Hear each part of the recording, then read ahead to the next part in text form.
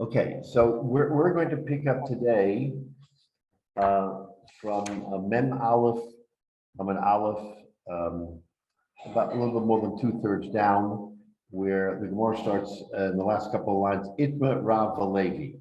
So we're going to have a discussion between Rav and Levi, picking up from what we've said before, and I just want to go back so that we understand what we're talking about.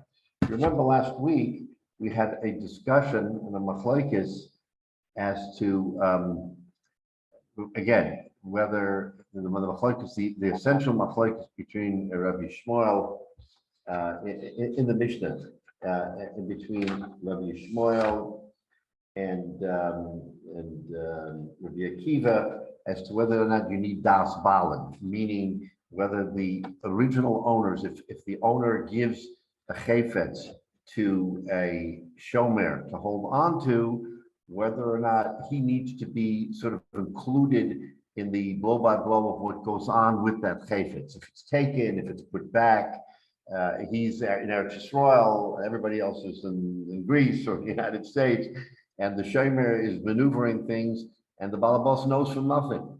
So that's the essential machlokes. We want to hold like Rabbi Shmuel and say it's not necessary. Of course, the anomaly was that in the Mishnah, it seemed that half the Mishnah was like Rabbi Shmuel and half the Mishnah was like Rabbi Akiva.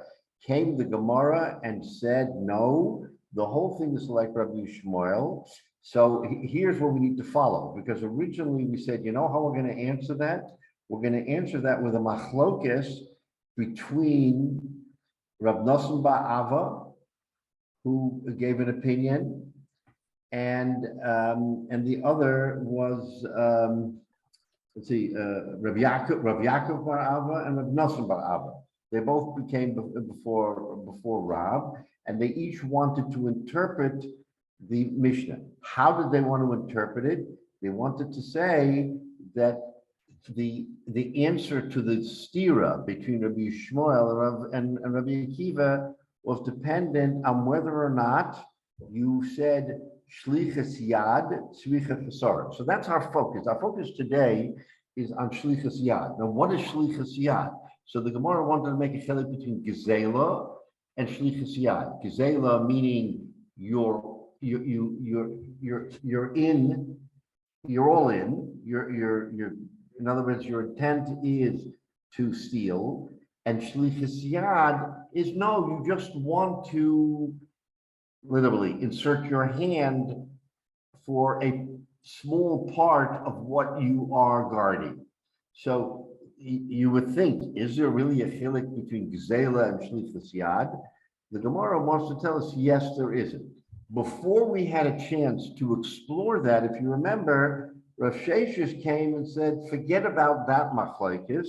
The way we're going to answer whether or not it's Rabbi Shmuel or Rabbi Akiva has to do with shoel, with someone who borrows the chayfetz. In other words, I'm the shomer and I'm borrowing the chayfetz. So the Gemara again then goes off on a tangent, and according to Rav Sheshes and his view, that's what the machlokes is, and we wind up like Rabbi Shmuel. Okay, so that's kind of now where we are without going into more depth on that. Now the Gemara, where we're going to pick up Itmar, Rav and Levi, this machlokes between Rav and Levi goes back to the discussion of shlichus yad, the shlichus yad discussion that we sort of minimized when Rav Sheshes came along. So let's go back to that a little bit, and let's understand what is shlichus yad. What's the real question by shlichus yad? So the Gemara wants to tell us that the question by shlichus yad is tzarich chisaron or not. In other words, when the shomer stretches out his hand and he, we'll use the term, converts part of what he is guarding, do you need to have a chisaron? In other words, does there have to be some kind of a loss that the owner feels in this particular case in order for him to be chayiv? Or is the act of shlichus yad enough to you don't need chesaron. You don't need a loss. In other words, the owner isn't losing anything, but the fact that the shaliach is trying to convert in and of itself is not a good thing and has ramifications on our situation. So the question is shlichus yet tzricha chesaron or not?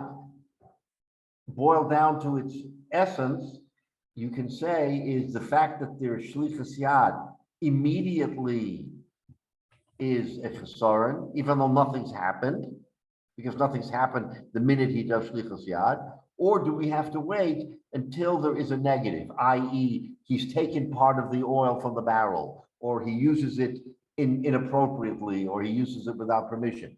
So in other words, is it something that happens l'maisa achshav, or la'achar zman, meaning after a period of time, that's when the shlichus yad becomes actualized, right? Because how can you have anything going wrong if you haven't done anything?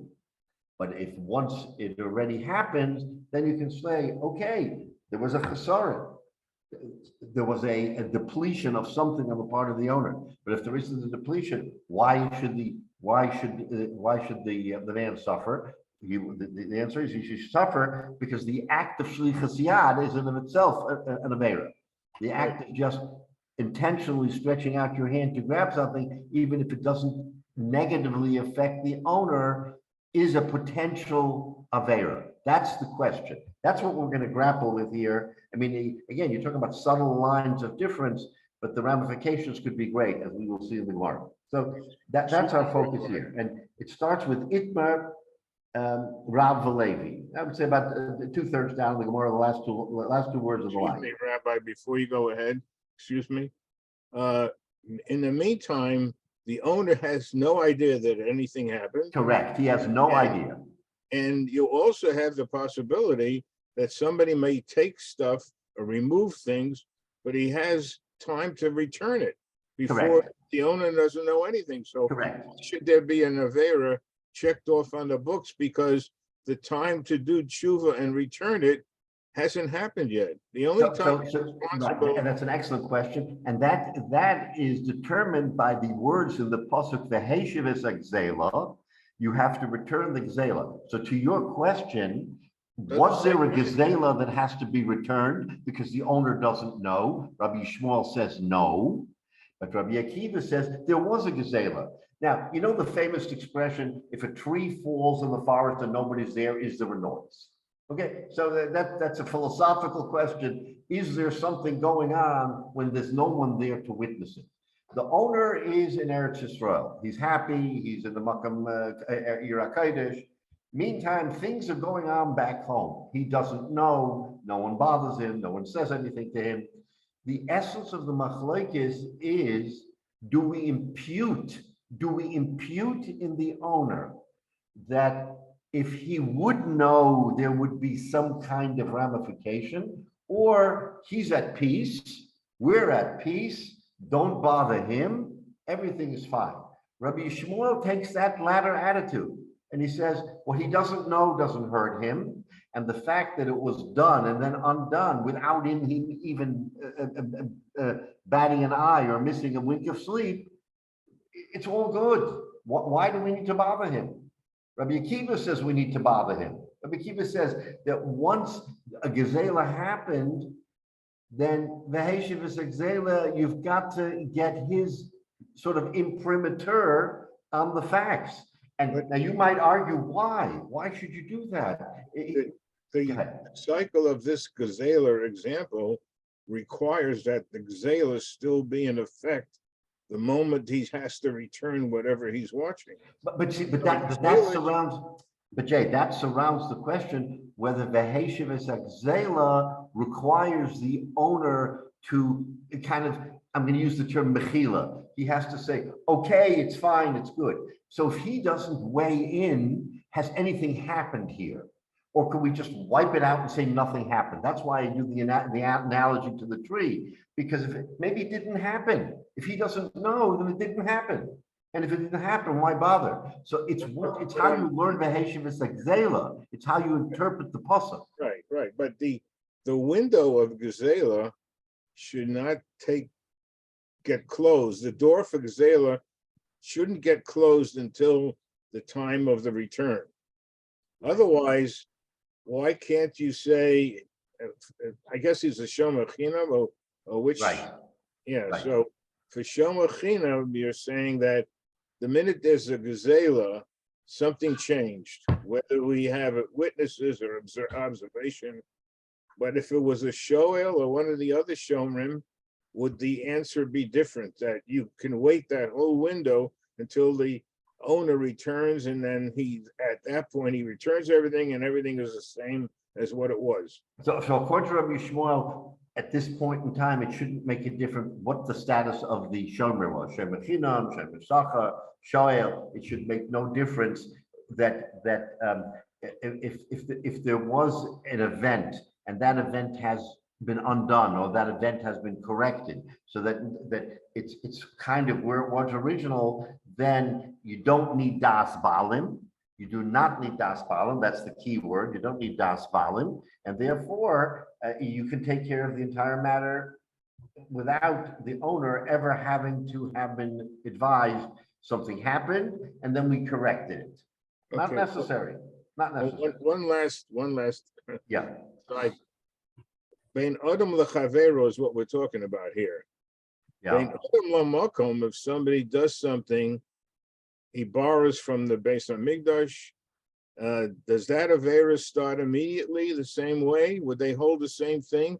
Because he has time to return it before that vessel is needed to be used in the Beis Hamikdash. Right. So if we were talking about something having to do with Hekdesh or with the Beis Hamikdash or something else, which we're not, that's not the subject of this machlokes, then you can ask yourself, yes, I mean, the Rebbeinu Shalom, there's no such thing as no das balim. The Rebbeinu Shalom knows.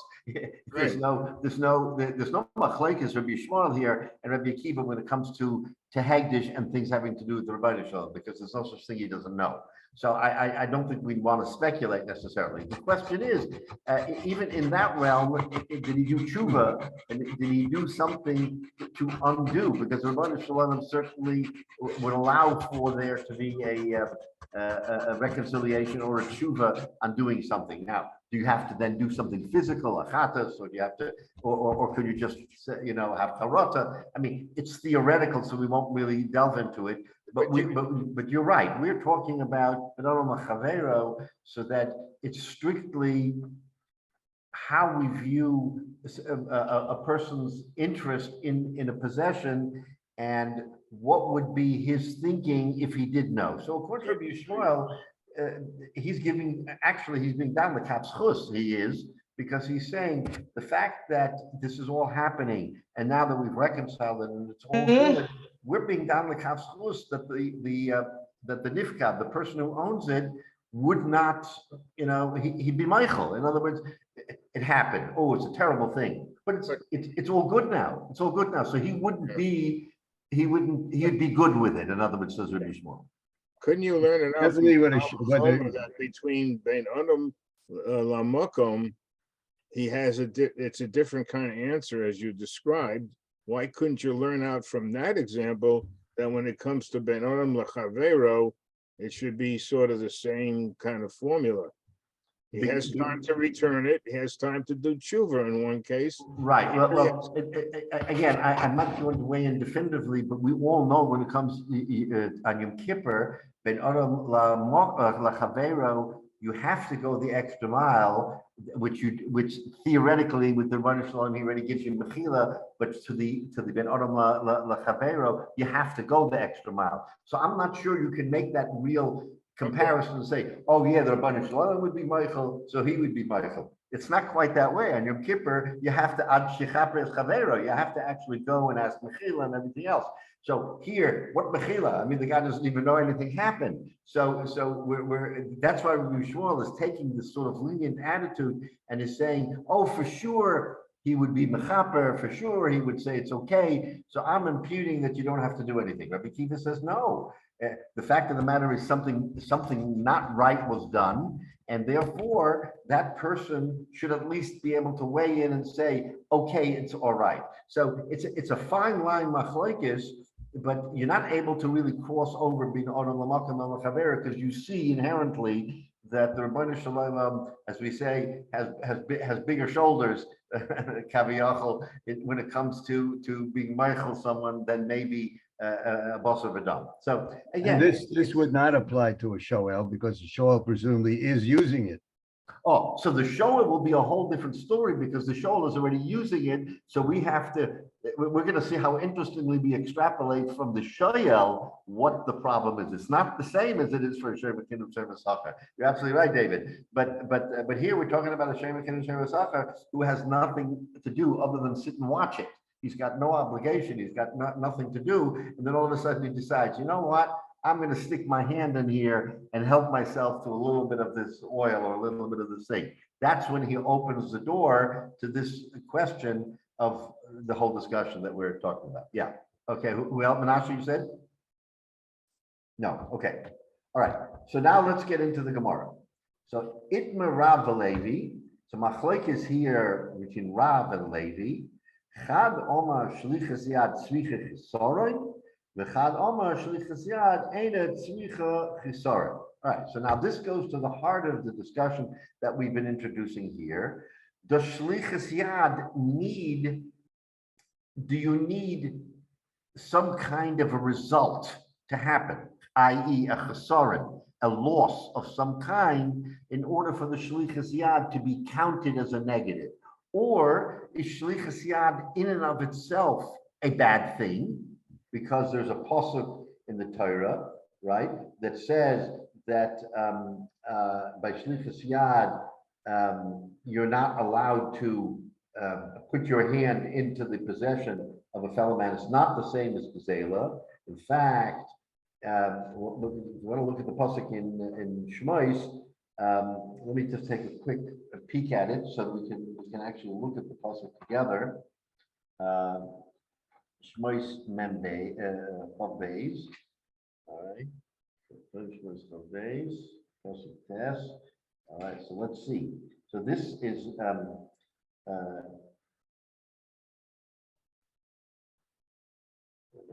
okay. So here okay. We have to read this passage because this isn't the Beheshem is the Gzela portion. Ki yitin ish etzreyehu chamor. If a person he hands over to his friend a chamor or a shor or seb chol behema lishmor to watch shebachinam shebesacher umeis, and the animal dies. Right, all of a sudden the animal is in his possession and the animal dies. Oh nishbar, or it broke its leg. Right. Oh nishba, and or something else happened to it. Maybe not physical, but there was a geneva or whatever. Ein roe, and there was no witness. Ein roe, right? Shvuas Hashem tieh ben shneim. So we will impose a shvua between the owner and the shomer. That he didn't shloyach yad, that he didn't stick his hand into the maleches re'eu. And the owner basically accepts the shvua and he doesn't have to pay. So what do we see here? We see here, and by the way, as we will develop in the Gemara, this can apply to shemesh chinam or shemesh sacher because it's said twice. Once in context of a shemesh chinam, once in the context of a shemesh sacher. So all of a sudden we have a pasuk of shluchas yad, and this shluchas yad now is the subject of the machlokes between Rav and Levi, whether can shlichas yad happen without a chesaron. In other words, there was no negative or damage to the owner. Here in the pasuk, there clearly was damage. Why? Because the animal died or broke a leg or something. But what happens if there was just a clean in and out without any chesaron? Kasha. Do we need a chesaron or not? That's the main kasha here in the Gemara. Says the Gemara, to stayim, I'm going to show you with this Gemara, we're going to bring a raya, the Rav who the Omar shlichas yad and it's chesaron. That Rav is the man the Omar who says shlichas yad does not need a chesaron. That you don't have to have a chesaron and still you're over on this pasuk of Shlichus Yad. Okay, so now let's take a look at Rashi just to have some background. So Rashi in the middle of the daf, Shlichus Yad, Shechayva HaKosov Alav, which we just read, Afilu Nemso, even if there was an Ones, and he is a Shomer Chinam, which is clearly potter from Ones, Kidiksiv, Umeso Nishba o Nishba, Shvus Hashem Tieh Ben Shneim, Im Lo Sholach Yado, the Mashma Hoshel, and is Chayev Shuv Misasov Shviyasa. He's no longer chayev, and it's if it dies or if it gets hurt or broken, whatever, because he made this shvua. Okay, so now the question is tzricha chisaron, says Rashi, lo have shlichus yad lahamida b'shusa in king chasra. If you hold that shlichus that it needs a chisaron, then by definition it's not shlichus yad unless there is a chisaron, unless there is a negative. Just invading the space, so to speak, as we like to use the word. You invade the space, but you don't create anything negative, does not create a problem. So that's the kasha. The Gemara says here, I'm going to bring you a raya from a brisa that Rav is the one who says, Shlichus Yad, ain't it Shlichus Chasaron? It's still Shlichus Yad, even if you did not affect the property negatively. How? What's the proof? The Tanya, we learned in a brisa, listen to this brisa. Roe shahoya roe edro. A shepherd was shepherding his flock. V'hiniach edro, and basically he abandoned his flock. He was out in the pasture, ubola ear. And he picked himself up, and it was the middle of the day, he made a siesta, and he went into the city to have a drink, a cold drink. It was a hot day. Okay, that's the facts. Ubozev, it came a wolf, Vitoraf, and ripped one of the sheep away, just killed them, ripped them away.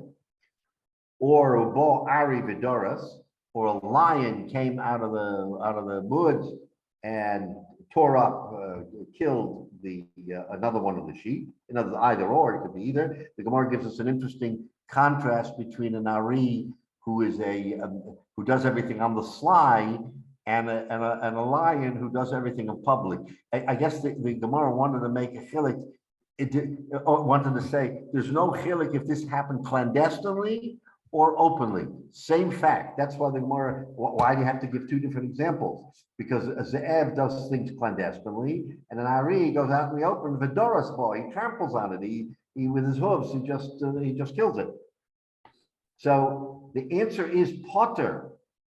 The shaliach, the roeh, is not chayiv. What does that mean? He's not chayiv. Okay, so he's not chayiv. That's the brisa. However, says the brisa, hiniach maklo v'tarmilo oleho, if he places his makal, the staff, the tamilo and his bag. In other words, the rower usually carries a sack and a stick when he goes out. Maybe he needs stuff in the sack to help. He has to get maybe food to the animals or whatever it is. But those are accompaniments to the shepherd. If he takes those and he places them down onto the sheep, chayiv, then he's chayiv. So this is a very strange thing, because all of a sudden, if he picks himself up and just leaves town, I mean, so to speak, he leaves the field, he's potter. If not, then he is chayiv. Okay, so what are we really talking about here? So, to understand this Gemara, we have to understand what's the situation. The situation is that this shepherd is essentially, as Rashi says it over here. Here's the Rashi. Okay. Okay, it's the first wide line. Okay, so we have to go a little bit further. What I said before was repeating from the previous Gemara. Shlichus Yad, the first wide line, Shechayva HaKosav Olav, Vafilu Nensa, even if it's an Einis, Kediksiv O Nishba or Nishba, Shvus Hashem Tiyeh, in Lo Sholach, he has to swear that he didn't convert it. The Mashma, Ha Im Sholach, but if he did convert it, is Chayev Shuv and Misasa Mishviyasa. So says the Gemara, Tzricha Chasran, Cholzman Shaloi Chosra, as long as there's no Chasran, Lo Kamar Bershusel is Chayev Yonsa. Now, Zev, what happened? There was a wolf. Teiref Noise had Teiref L'choro. So Rashi explains that with the fox, he rips the animal and he takes it off L'choro to his own cave or his own lair. Ari ain't a tarfa. He doesn't rip it apart. He doesn't steal it away. He literally stands out in the middle of the field and he stamps the animal to death. So the Gemara gives two different examples, one of a clandestine and one of not, for different reasons. Says the Gemara, Potter. Why? The onsa ninu. This is considered an ones. Why is it an ones if he just leaves the scene of the crime? Because if he leaves the flock, then he's a posheya. He's careless.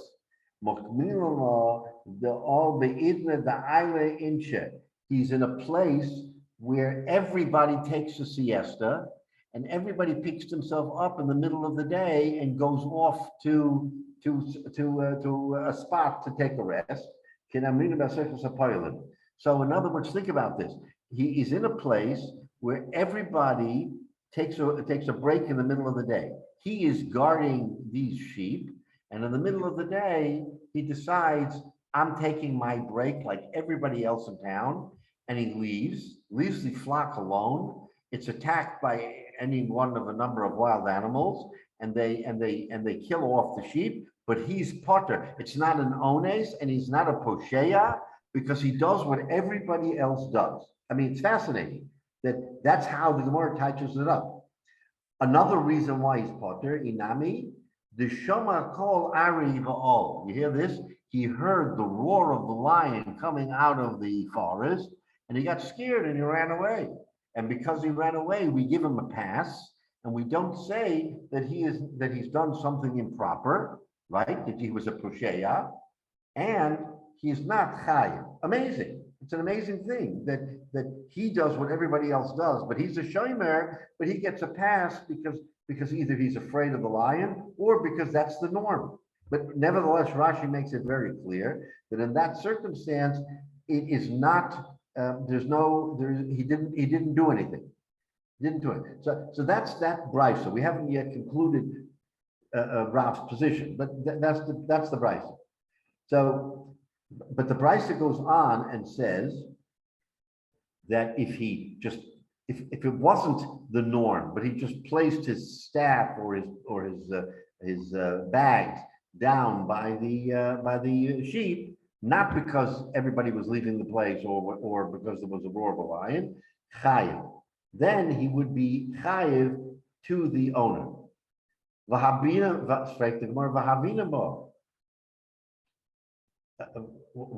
pshat here? Just because he put down his bag or his stick, he should be chayiv. Why should he be chayiv? Says the Gemara, in other words, this is the assumption of the Gemara. Hoshiklinu, he removed them. In other words, the Gemara is assuming that in that case, he put them down and then took them off.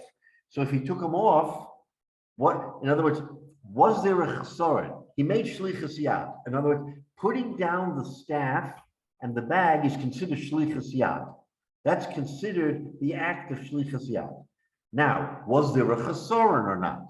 So the Gemara says, if you're going to tell me chayev, it's a raya that Rav is the one who says shlichus yad ain't it tzricha chesaron, because there was no chesaron when he put it down on the animal. He just put it down on the animal. Right away, we're saying you did a pshia, you did something improper, and you're chayev. So the Gemara, Hoshiklinu. The Gemara is assuming that he picked it up and took it, that he picked up the staff and put it away. And we're also assuming, what are we assuming? That we hold like Rabbi Shmuel. Remember, in the previous Gemara of last week, we held like Rabbi Shmuel that you don't need das balit. So here's what happened. He's out in the field with the animal. He takes his staff and his thing, he throws it down and says, "Yeah, I'm fed up with this." So now he's made shlichus yad. That's the definition of shlichus yad. Okay, was there a chesaron? Well, we don't know. I mean, if there was a chesaron or not. But you want to impute and say that there was a chesaron, but what chesaron? He picked it up right away and took it back. So he never allowed the chesaron to happen. So what raya is there against Rav that shlichus yad ain't a tzricha? That's what we want to prove, that shlichus yad ain't a tzricha chesaron, that you don't need a chesaron and it's still shlichus yad. He picked it up. So there's no chesaron. What raya is there from that brisa just because he threw down the package that he had or the stick that you're going to say shlichus yad? No shlichus yad here. So that's the kasha on the brisa. You want to bring a raya from this brisa that Rav is the one who says shlichus yad and it's shlichus chesaron. There's no shlichus yad. He picked it up right away. So there was no shlichus yad. Amar Rav Nachman, Amar Rav Baravua, Amar Rav. So the Gemara answers, this is again the discussion among the Amoraim. So they said, no, you have the facts wrong, but Odin Oleho, that it's still, he didn't take it back. It's still sitting there on the animal, which means that he didn't correct the problem. And if you didn't correct the problem, then you can still impute shlichus yad ain't a tzricha chesaron, and you're still chayiv according to Rav. That which is what we're trying to do here. We're trying to get to a conclusion whether Rav is the man who says shlichus yad ain't a tzricha chesaron. Says the Gemara, it looks like it is because he didn't pick it up. You thought he picked it up? No, he didn't pick it up. Frank the Gemara, my hava, holo mashcha. If he didn't pick it up, he just threw it down. We know that in order to convert something, you have to make a kinyan, right? We've learned about this time and time again, that in order for you to convert or to control or own something, you have to make a kinyan. What's a kinyan? Typically, a kinyan is mashicha, meaning that you pull it or push it or do something to take it into your possession. We know that when it comes to, for instance, on chametz, selling chametz, you have to do a hagbor, right? That's basically an act of acquisition of kinyan. Or I buy your cow. It's not enough to exchange money. I've got to take it by the reins, by the leash, and I've got to pull it, and I have to make it walk a step. Or with that or any other animal. So you see that there has to be a physical act. Frank the Gemara, holo mashcha. All he did was took the stick and threw it down on the animal. And you're going to say, oh, he converted, that's shlichus yad and it's shlichus chesaron. But where's the shlichus yad and shlichus chesaron? It's fine, but you have to own it. You have to possess it. Here, all he did is he threw it down on top of the animal, and the animal didn't move, and you're saying that's shlichus yad. But where's the shlichus yad? Where is the act of kinyan? Olon mashcha, says the Gemara. He didn't make mashicha. Amrav Shmuel bar Yitzchak Amrav, that Tana said shehakisha b'makel v'rotza lefanav. No, you know what the mashicha was? The fact he took the stick, and when he threw it down, he made the animal run. In other words, he didn't just throw the stick down on the animal. He took the stick and gave it like a little bit of a poke. So the animal moved a couple of steps. So he did do mashicha, or the equivalent of mashicha, because he made it v'holo chasra, but yet there was no chesaron. So it's a raya. Again, this is all trying to prove that Rav is the man who says shlichus yad and it's shlichus chesaron. So after going through this, we see that he did this act of throwing down the stick. The animal moved, so there was mashicha, but there was no chesaron. So you see that Rav is the one who holds shlichus yad and it's shlichus chesaron, because there was no negative effect. There was nothing negative about this whole action other than him taking the stick, throwing it down, and making the animal move 2 steps. So the Chayra says the Gemara, that's the Raya, that this Brisa is like Rav. Says the Gemara, Elalav Shmamina, Chesava Shlichus Yad, and it's Shlichus Chesar. Okay, so this is the proof. We've now shown the proof that according to Rav, Shlichus Yad and Shlichus Chesar. Why? Because he says it's Shlichus Yad, and all he did was throw down the stick on the animal. The animal moved a step or two, so there was Mashicha, there was an act of acquisition, and therefore we've now shown that Rav is that mandam. So it says that, look at the Rashi, Hoshakilna, the inami Shlichus Yad Chashiva Hahada Ahada Kishanot Lahemenu. So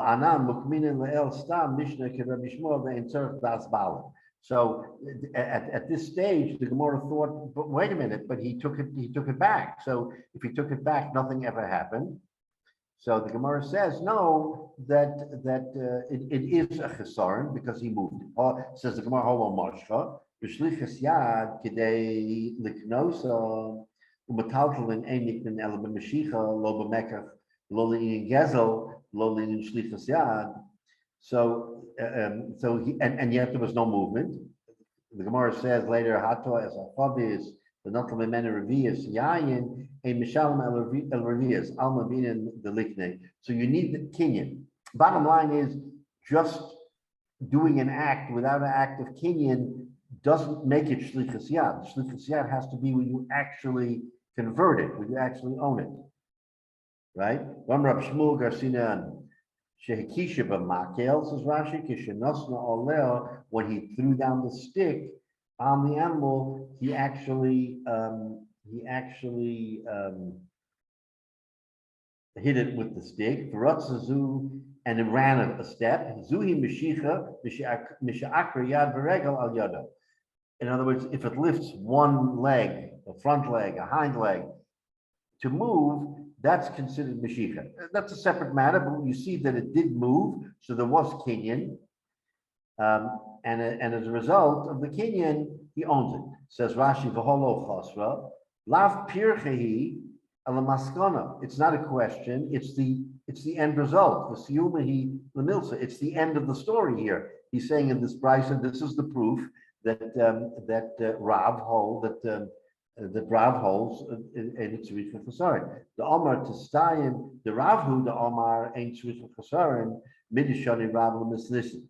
Because since we learned Rav's position in the Mishnah Mishum Dehikisha, because he hit it, the Ratza Lafanav, and it ran. So you see that in transition, he now becomes the owner. V'ikasha Dilma Hodaniach Makola Batirmalu Chayuva Lav Mishum Shlichus Yad, the Labori Chesaron. And if you're going to say throwing down the rod and the package, the pouch, whatever he's holding is not because of Shlichus Yad, Ela Mishum Shoel, because he's just borrowing it, Shalom Medasi, like Rav Sheshes said, because Rav Sheshes is the one who introduced the act of Shol Shalom Medas, Kehid El, the Chavis, Lohi, the Chiomin, the Shomrin, Sheila Shalom Das, the Davar She'ena Kichesh, the Chiser Machnas Malacha. The only time we say that you can impute that it was She'ela, that it was Shol, borrowing, Shalom Das, is if there's no diminution, Shalom Kichesh, he didn't weaken the Chiser Machnas Malacha, where he didn't weaken the chayfetz because of malacha, and then you can say it was shol. But animals, so we're talking about animals who become weak because of work. Very interesting analysis that Rashi gives us, that the reason why this is shlichus yad is because you're dealing with an animal, and regardless of what you do, if you push it a little bit and make it walk, it is weakening the animal. The fact that you are hitting the animal to take a couple of steps is kichesh, is making it weak. So he's saying that our situation has to be one of shlichus yad, and it can't be a shoal that shoal shalom adas, like Rav Sheshes wanted, because we're dealing with an animal, and with an animal, no matter what, it's not, in other words, if it's inanimate, you have an inanimate thing that you're going to move, you can say, shlichus yad, there's no shlichus yad, it's inanimate, nothing happened. It's a box, it's a cube, it's nothing. But if you're dealing with an animal, and the animal has to move in order for you to have a kinyan, if you want to be kind of an inanimate object, you just pick it up, put it down, no one's worse for the wear, and everything is good. So you can say shol shalom midas, and then you can argue no, that there's no chesar. But how can you? But he wants to prove that in Rav there is a chesaron because you're dealing with an animal, and an animal is a live thing, and the minute you make it do something, even very slight, you're weakening it. That's by definition how he describes an animal. That if an animal has to move a step, showing that the animal is already weakened than it was a second before because it has to move itself. Same with a human being. I mean, we're animate people, and so if we're inanimate, then it doesn't matter what happens to us. But once we have to do an action, then that action forces us to become, as he says, weaker than we were a second before. Kishesh. But Rabbi, Yeah. what if he moves it for a different reason? What if he moves it because it's in danger, in the spot it's in, or it's going to step in? Yeah, but the minute he did the act of moving, that's considered Mashiach.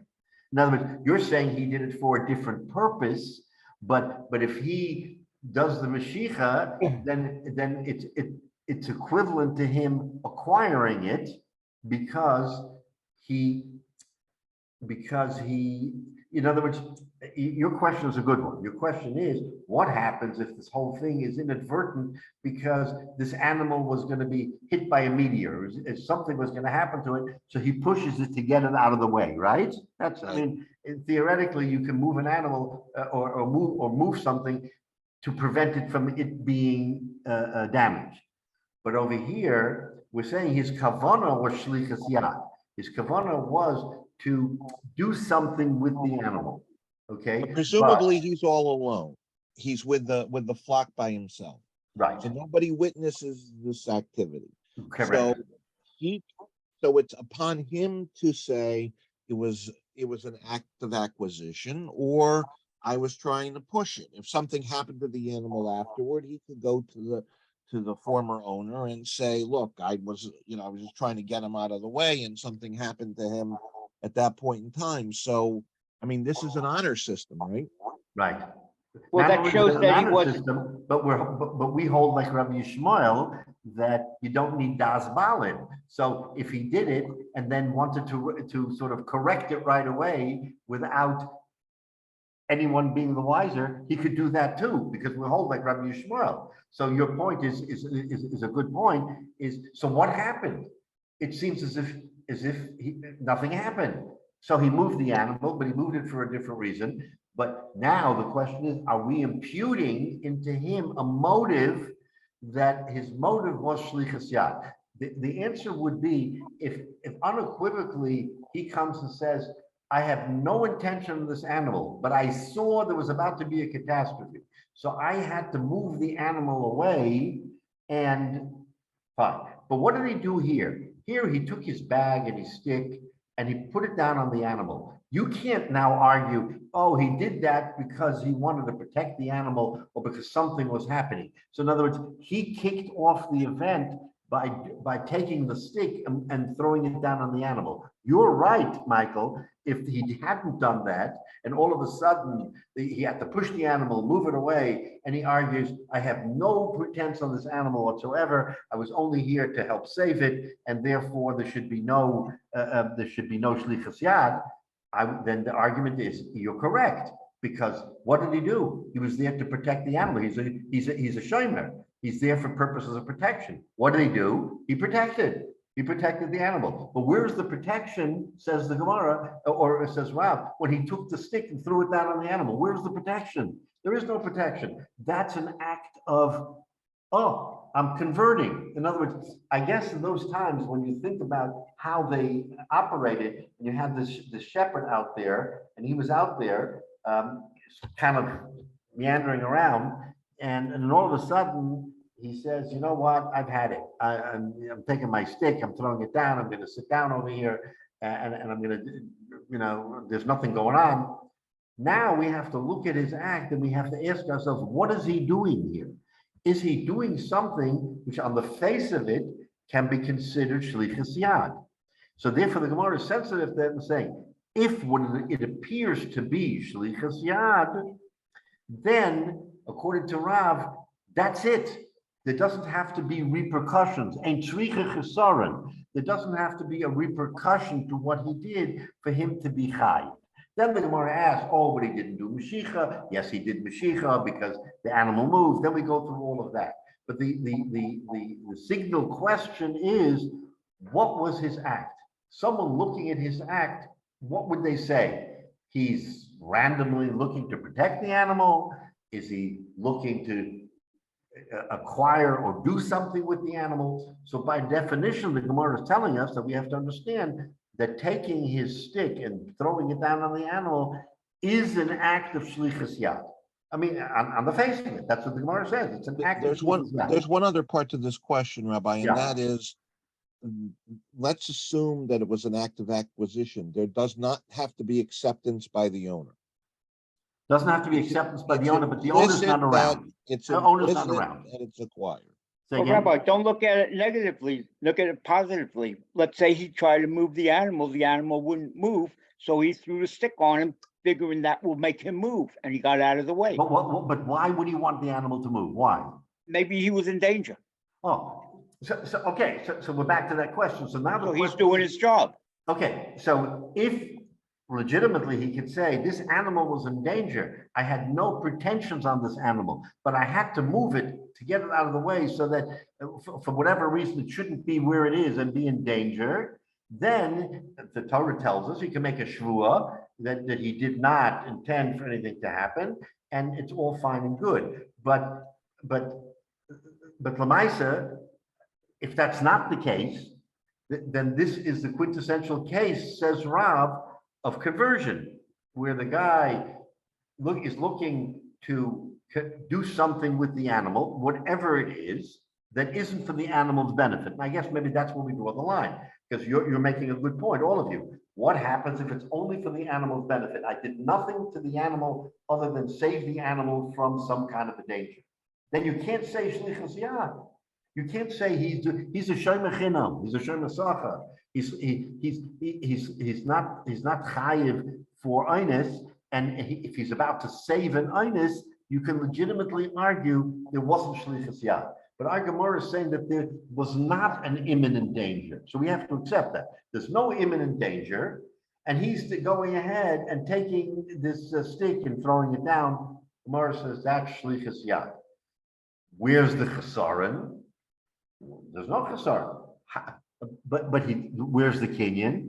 Well, the kinyan is because when he threw down the stick, he moved the animal. And if he moved the animal, then he's already done an act of kinyan. And as Rashi explained, that with an animal, the minute it moves even slightly, there is a chesaron because it's weakened, right? It's not inanimate, it's animate. And therefore there is even the slightest chesaron in its movement. Therefore, this brisa wants to show that according to Rav, it's a proof that shlichus yad ain't it tzricha chesaron. You don't even need a chesaron, any major chesaron. The mere act of just doing the mashicha, which you have to do to become owner, is enough to say shlichus yad and tzricha chesaron. Again, we're thinking about a case of the Gemara that we can't really fathom in common times what this all means. What's going on here? I mean, there's no earth-shattering event that happened here.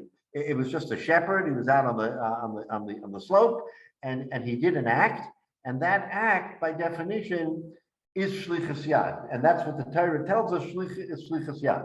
Now, there could have been further ramifications. It could have broken a leg. Something could have happened, but in its more subtle way, Rav says nothing needs to have happened in order for there to be a chesaron, and therefore he's chayiv even without a chesaron. even without any obvious chesaron here. And that's how the Gemara concludes that that's Rav's position. Shavar shlichus and it's chesaron. Right? So the Gemara says, Ema shehikhisha b'makel. And that's really the conclusion of the svara, is that he hit it with the stick. Dekanami, says the Gemara, it's proof positive that shlichus diktani shlichus yad ain't tzrichin chesaron. Ema shehikhisha b'makel. Dekanami diktani shehikhisha b'makel. Shema no. Okay, so this is how we conclude that part of the brisa on Rav, to say that Rav is the one who holds shlichus yad ain't a tzrichin chesaron, and he brings it from this episode with the animal, where basically he threw down the stick, and then the animal was just lying there, and he poked it, and the animal then took a step or two, which made it a meshicha, and that alone is enough to make it shlichus yad ain't a tzrichin chesaron. Says Rashi, Dekanami dehekhisha ka'omar Rav, that he weakened it. Midignoket hachoshes makel the makeh chazaki. In other words, he's saying that he hit it. He's imputing that it wasn't just a tap, that it was a zetz. He gave him a good push, and that made him weaker, and that was the chesaron. All right, so in a sort of odd sort of way, we've arrived at an understanding that Rav is the one who holds shlichus yad ain't a chesaron. So now the Gemara, so by elimination, process of elimination, we know that Levi is the one that says shlichus yad tzrichin chesaron. Because if Rav says ain't a tzrichin chesaron, and it's a machlokes between Rav and Levi, Rav takes the other position. So says the Gemara, Umida Rav savar shlichus yad tzrichin chesaron. Since Rav says that shlichus yad needs a chesaron, and you have it here with the makel, Levi savar shlichus yad ain't a tzrichin chesaron. Then Levi is the Manda Omar, who is opposed to Rav, and says that shlichus yad, in order for there to be a conversion under shlichus yad, there has to be a chesaron. Frek the Gemara, my time of the Levi.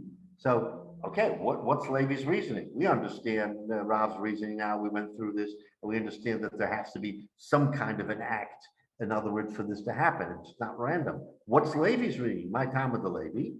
So now here, on Rabbi Yochanan, Rabbi Yossi ben Nardoi, Rabbi Yochanan says in the name of Rabbi Yossi ben Nardoi, okay, Mishuna shlichus yad ha'amura b'shem mesachar, mishlichus yad ha'amura b'shem mechina. Okay, so now we're entering into the portal of a different discussion.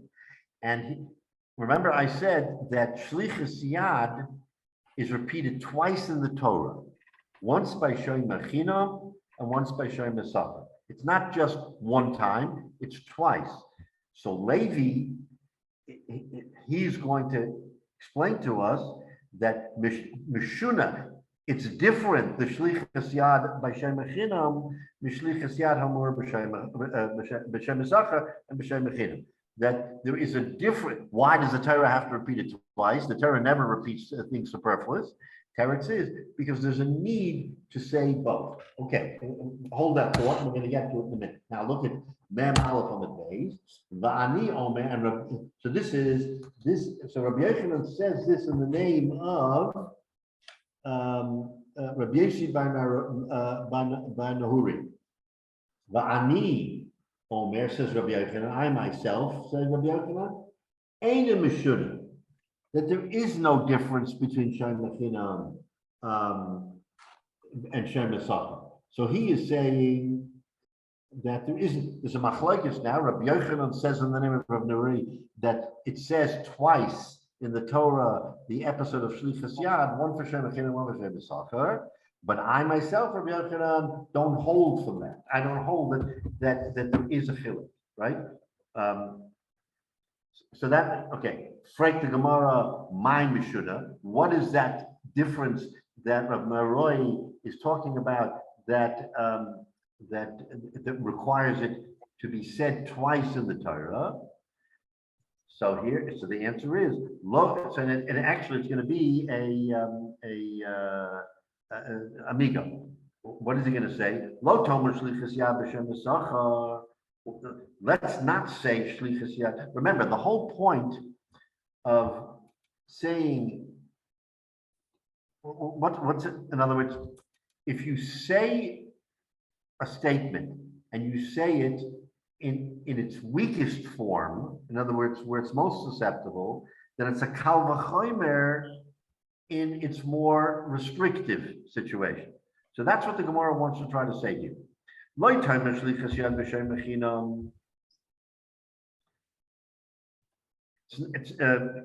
don't have to say shlichus yad. I'm sorry. Lo tomer shlichus yad b'shem Yisachar. You don't really have to say shlichus yad b'shem Yisachar. V'teisem b'shem mechinam. But you learn it out from a kal v'chomer from shem mechinam. What is the kal v'chomer? Uma shem mechinam shepoter b'geneva va'aveda. A shem mechinam one is poter for geneva va'aveda. Sholach bo yod chayev. But if he does shlichus yad, he's chayiv. So he's chayiv for pshia, but he's not chayiv for geneva v'aveda. So if there was no geneva aveda, but there was shlichus yad is chayiv, then Shem Yisachar shechayiv v'geneva v'aveda, Shem Yisachar, who is more restricted, and he's chayiv in the geneva aveda like kolshkein, then for sure he's chayiv for shlichus yad. So why do you have to tell me twice in the Torah? Shluchas yad, one for Shem Mechinam, one for Shem Yisachar. Skip the one for Shem Yisachar.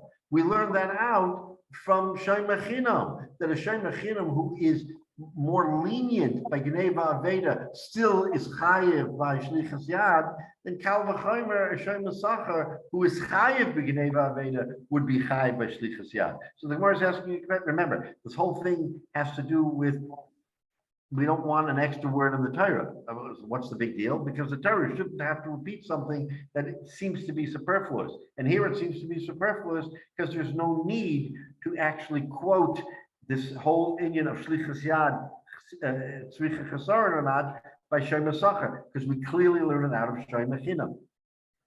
So that's the most caution. So Lamai Hilchasa Kisivna, Lamai Hilchasa Kisivna Rachmana. So what did the Torah come to teach us by telling it a second time by Shem Yisachar? Loi Malach, to teach us Shlichus Yad Eina Tzricha Chasar. So it's for the purpose, in other words, there has to be some redeeming feature as to why it was said. You know why it was said? It was said to teach us the Shlichus Yad Eina Tzricha Chasar, which we're saying we wouldn't otherwise know if it wasn't articulated in so many words. This is the interpretation that Rabbi Yochanan is saying in the name of Rabbi Yossi ben Aroi. He says that's why Rabbi Yossi ben Aroi says it twice, is to teach us Shlichus Yad Eina Tzricha Chasar. But says Rabbi Yochanan, Va'ani Omer, Eina Meshuna. I say, me, Rabbi Yochanan, I say, Eina Meshuna. There is no difference. Why? What do you mean there's no difference? So if it's no difference, why do you say it twice?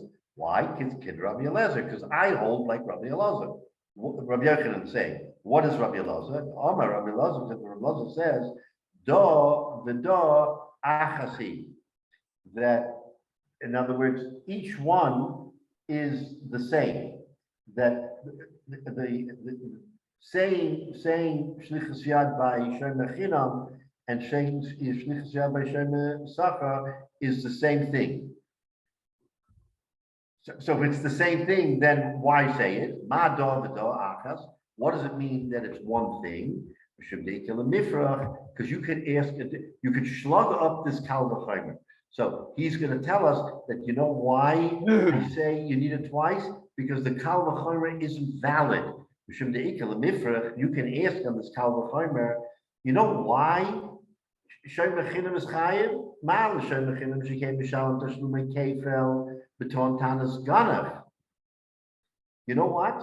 You can't learn out Shem Yisachar from Shem Mechinam. There's an interesting halacha. We know there's something called kefel.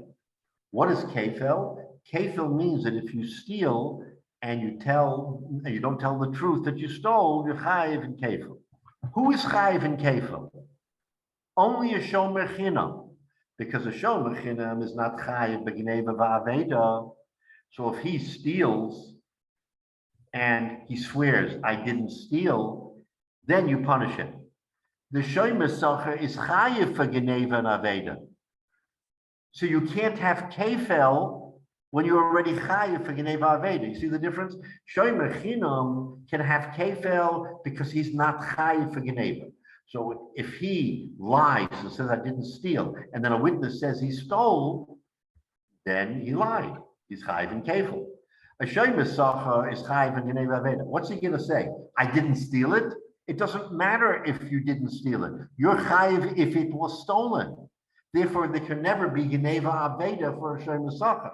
So since there can't be gneva aveda for a shomer sacher, we see a situation where a shomer sacher there's no kal v'chomer. He's different.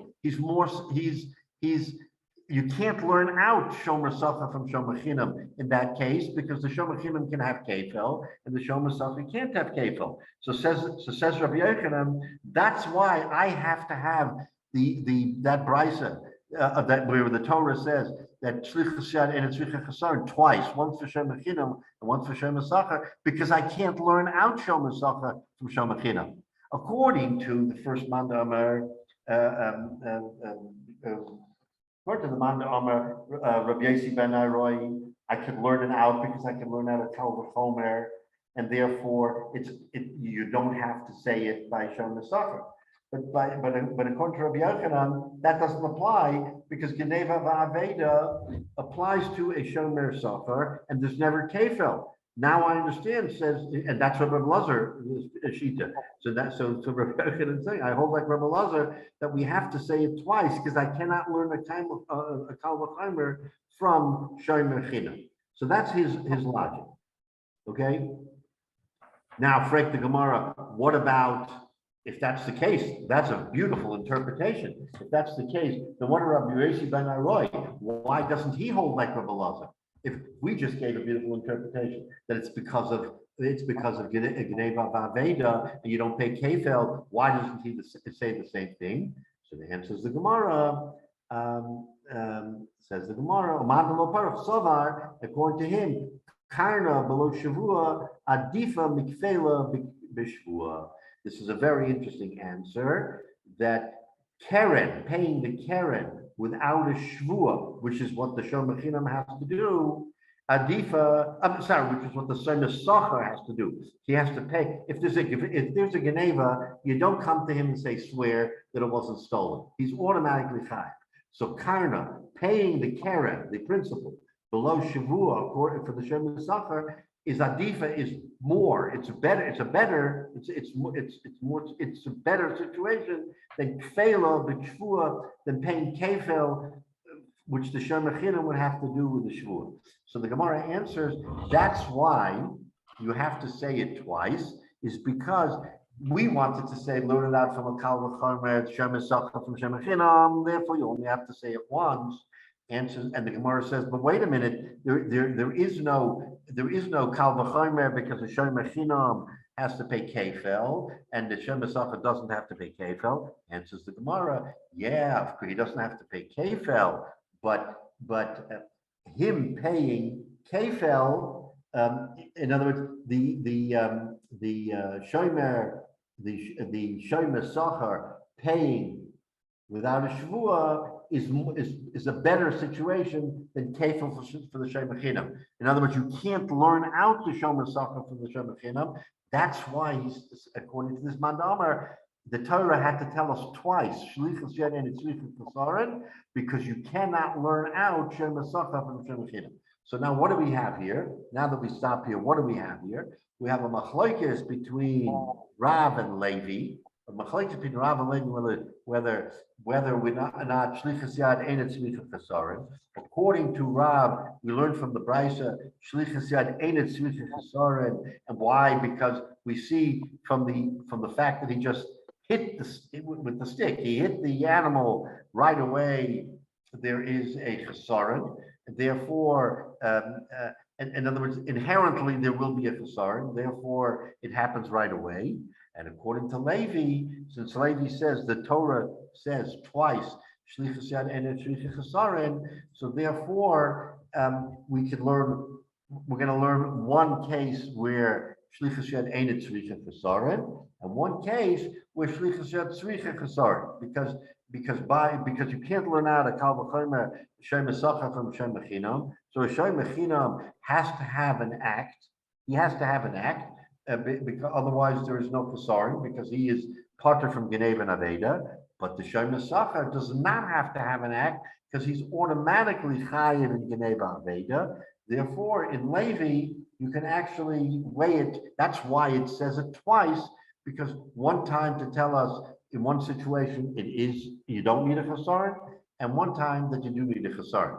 This isn't the end of the story, because when we'll pick it up next week, we'll see, and I think it was asked in the very beginning, what about a shoel? What about, I think, David, you asked that question about a shoel. So the Gemara is Rava is going to come with a different view, and he's going to say, we're not talking about Shem Chinam and Shem Sachar, we're talking about a shoel. And if we're talking about a shoel, then it's a whole different interpretation as well. So again, it's a continuum. So we have to sort of pause here, because at the point where we are, we're dealing only with Shem Chinam and Shem Sachar. And according to Levi, that's why the Torah said it twice, once by Shem Chinam, once by Shem Sachar. We think because in one case shlichus yad and it's shlichus chasarin, and one case shlichus yad shlichus chasarin. Whereas according to Rav, it's always shlichus yad and it's shlichus chasarin.